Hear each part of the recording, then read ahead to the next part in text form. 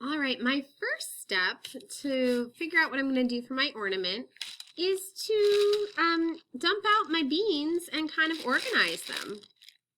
As you can see, I put my beans out on the table. You might want to use a plate or something so they don't fall on the ground and roll away, but I organized my beans into the different types. So I've got my piles here. The next thing you might want to do is plan how your design is going to look. You could take a little piece of paper. I took a Post-it note and I kind of drew what my idea was.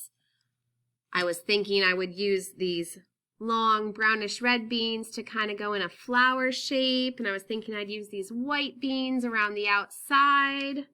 That's one way you can plan. Another way you could plan is just to arrange your beads in a neat design right on the table in front of you.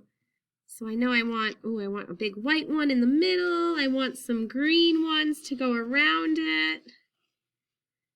You don't have to have your design exact, but this might help you do some planning.